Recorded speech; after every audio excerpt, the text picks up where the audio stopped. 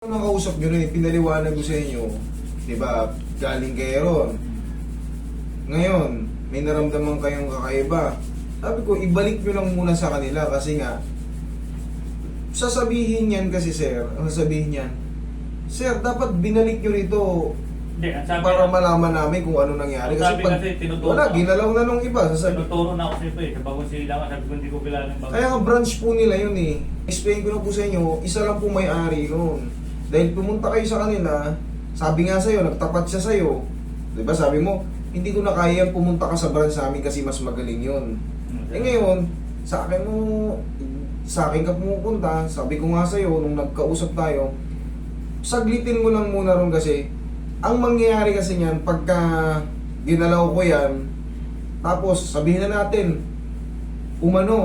umayos o hindi umayos. Anong worst come to worst na? Bakit sasabihin ng bakit mo pinagalaw doon sa iba? Kasi mahirap po yung kondisyon nyo, sir. Alam nyo, sir, alam nyo sa totoo lang. Pero ako naayos ko yan noon. Ang kondisyon nyo is iba po yung ano ng buto nyo.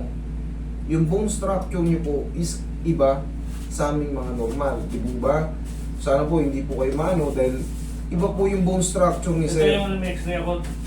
After eh. Kaya pag kulang-kulang po yung ano ni sir, PWD po si sir, sana po maunawaan nyo. In-explain ko sa kanya kasi galing siya sa iba. Ngayon hindi maayos, Ito yung sumasakit pa rin. Yan yung sa left side. Hindi naman sakit, wala naman sakit. Parang hindi lang ako komportable. Naibuka ko na siya ng todo eh. O ayos na pala eh. Ano pang gagawin ko? Papatingnan ko siya kung hindi na ba o kasi parang hindi pa rin pwedeng pakapakulan master. Kasi mas ano ako sa iyo eh. O Kasi eh, kung mas ano pala kayo sa akin, sa iba kayo pumupunta eh. Hindi kasi hindi ka nag-text ako sa master sa'yo.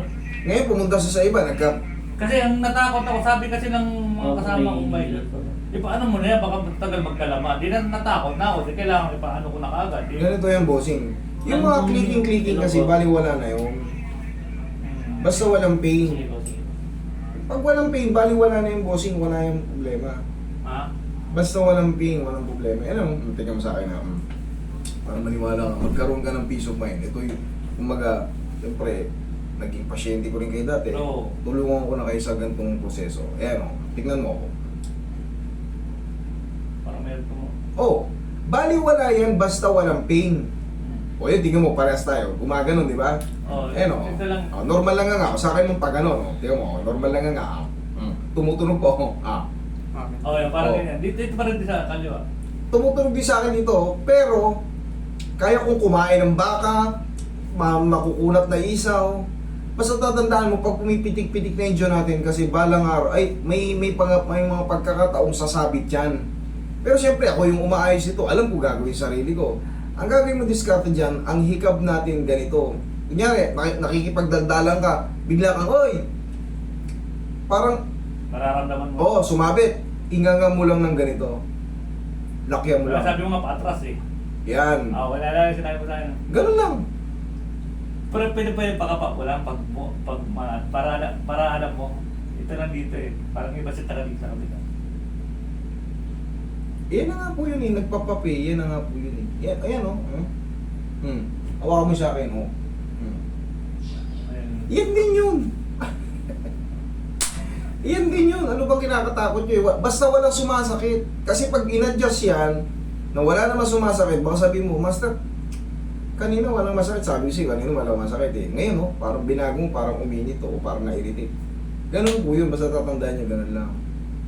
Next time po, kung sa akin kayo pupunta, dito na.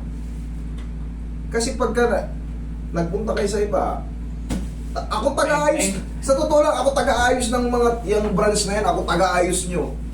Bawasan nyo yung bigat ng kamay nyo. Kumbaga, marunong na kayo, bawasan nyo yung bigat ng kamay nyo kasi na-overpower nyo.